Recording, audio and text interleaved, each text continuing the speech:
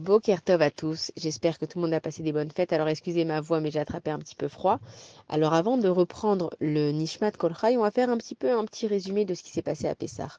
Alors à Pessah, d'après plusieurs messages que j'ai reçus, les conversations un petit peu à droite à gauche, tout le monde a vraiment attendu le Mashiach. Et c'est vrai que, ok, on a compris que le Mashiach c'est en route, c'est un processus, mais on a un petit peu cette petite déception et ce retour à la routine qui nous déçoit. Alors il faut comprendre aussi que quand on va arriver dans le ciel et qu'on arrivera à notre jour de jugement devant Akadosh Baruch Hu, il y a une question qu'on va nous poser, on va nous demander est-ce que on a attendu le Mashiach? Et que même si des fois dans nos vies on fait des mitzvot, on peut louper un petit peu une partie de la mitzvah ou l'enthousiasme de la mitzvah.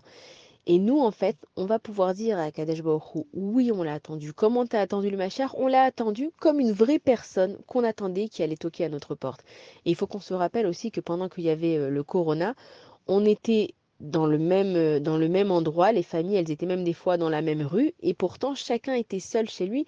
Et pareil, on attendait que le machar vraiment il toque à notre porte et le moindre bruit en fait qu'on entendait, on était sûr que c'était Eliyahu Hanavi qui venait nous annoncer qu'il y avait le machar. Donc ce qu'il faut qu'on comprenne, c'est que ces dernières années, on est vraiment accro au machar. Ça veut dire que on l'attend pour de vrai. Et ça, en fait, ça joue juste en notre faveur qu'on va pouvoir répondre, Bezrat Hashem, que chacun reste en vie, si Dieu veut, jusqu'à la venue du Mashiach, mais on pourra vraiment dire que cette mitzvah à Kadosh Baruch Hu, on l'a fait pleinement.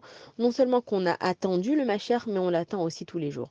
Maintenant aussi, c'est que c'est vrai qu'on arrive un petit peu dans cette routine, mais on est en plein dans le conte du Homer. Alors c'est quoi le conte du Homer? C'est que de Pessah jusqu'à Shavuot, on compte les jours pour arriver au don de la Torah. Alors, compter les jours, ça paraît banal, mais il faut savoir que c'est pas seulement qu'on compte les jours, mais chaque jour il compte.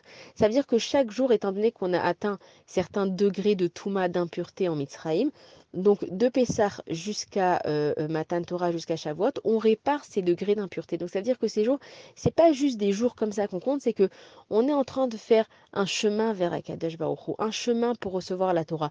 Et que même si on a l'impression que les fêtes c'est les mêmes depuis des années, et Pessah c'est la même chose, et Shavuot c'est la même chose, pardon, et Tisha B'Av, c'est la même chose, on voit qu'aucune fête n'est la même, aucun jour n'est le même.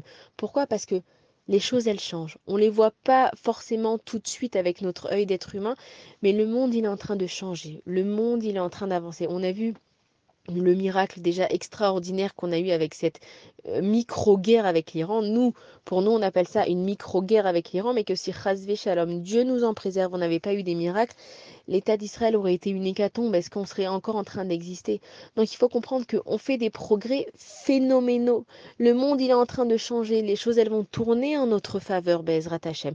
Il ne faut pas qu'on croie que simplement, on a attendu à Pessah et Mashiach, il n'est pas venu et on est revenu à la routine. C'est pas la routine, c'est que Akadosh Baruch Hu, il fait les choses progressivement parce que c'est son monde à lui, c'est son plan à lui. C'est pas parce que nous, moi, ma voisine, mon voisin, mon frère, mon mari, ma copine, on a tellement envie du Mashiach que Akadosh Baruch Hu, il va tout faire pour nous comme nous on l'a envie. Et heureusement que Dieu il nous écoute pas parce que combien de fois dans nos vies on est sûr d'avoir le meilleur plan du monde et on a misé tout notre argent et Akadosh Baruch Hu, heureusement qu'il nous écoute pas et qu'il fait pas ce que nous on pense parce que Akadosh Baruch Hu, il voit la fin, il voit plus loin. Donc on garde dans nos têtes que Akadosh Baruch Hu, il sait ce qu'il fait, c'est son monde, c'est son plan. On n'est pas revenu simplement à une routine. Il va y avoir des grands miracles qui vont arriver pour nous. On a toujours nos ennemis qui sont à nos portes, mais aujourd'hui, plus que jamais, on se rend compte que Akadosh Baruch Hu, il est avec nous, il nous protège et que Bezrat Hashem, on aura des bonnes nouvelles. Alors si Dieu veut, à partir de demain, on reprend le Nishmat Kol Chai et surtout, on va reprendre les bonnes nouvelles. On se motive et même si c'est une période qui est difficile parce que pendant le Homer on n'écoute pas la musique, on sait qu'il y a les élèves de Rabbi Akiva qui sont Niftarim, il faut qu'on comprenne aussi c'est quoi cette période du Homer. C'est que Rabbi Akiva, c'était quand même pas n'importe qui. D'abord, on sait qu'il a fait Teshuvah à l'âge de 40 ans. Jusqu'à 40 ans, il connaissait rien. Et il s'est dit que lui, il allait démarrer de zéro, même s'il avait que 40 ans. Ensuite, il a étudié pendant 14 années consécutives. Il est revenu chez lui. Et sa femme, elle lui a dit, si mon mari devait rester encore 14 ans, je lui permettrai. Il est reparti. Il est revenu avec 24 000 élèves. Mais est-ce qu'on se rend compte qu'est-ce que c'est 24 000 élèves? Tout le temps qu'il a donné, tout l'amour, toute la Torah. Et on voit que ces 24 000 élèves, ils sont tous niftarim. Et on nous dit quoi? Parce qu'ils n'ont pas donné assez de kavod l'un à l'autre. Alors on ne comprend pas, c'est Rabbi Akiva qui leur a appris. Mais en fait, c'est qu'ils étaient tellement occupés à étudier la Torah qu'ils ne prenaient pas le temps peut-être de tenir la porte à quelqu'un, de ramasser un mouchoir par terre. Mais il faut comprendre que les 24 000 élèves de Rabbi Akiva, c'était pas des gens comme nous aujourd'hui, c'était des vrais Talmidei Chachamim, mais que leur faute, elle est infime.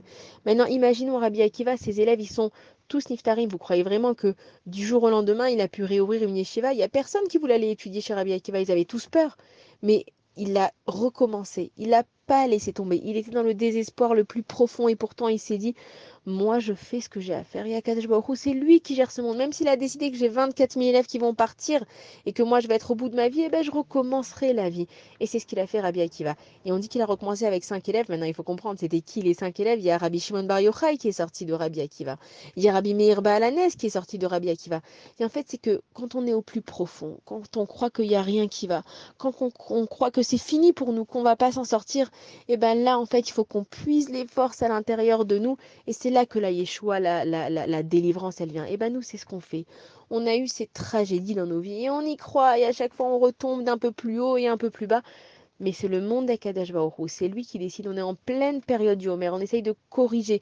En fait, le monde, c'est juste s'affiner, se corriger, et on prend ces jours pour juger mieux, pour être plus de bonne humeur, pour moins prendre les choses de façon tordue, pour essayer d'avoir plus de spiritualité, pour essayer d'avoir plus de concentration dans ma tefila, pour essayer simplement de voir les choses plus positives. En fait, chaque jour, c'est pas seulement qu'on doit le compter comme on a dit au début, c'est qu'il faut que chaque jour de nos vies y compte. Il ne faut pas qu'il y ait un jour qui passe et qu'on ne se soit pas senti bien, on ne se soit pas senti utile, où on n'ait pas eu envie de sourire et d'être bien, et que même s'il y a des jours où on va moins bien, bah c'est pas grave, le lendemain il sera mieux, et c'est juste tomber pour mieux rebondir, etc. Ça veut dire que Akadosh Baruch Hu, il s'occupe de nous.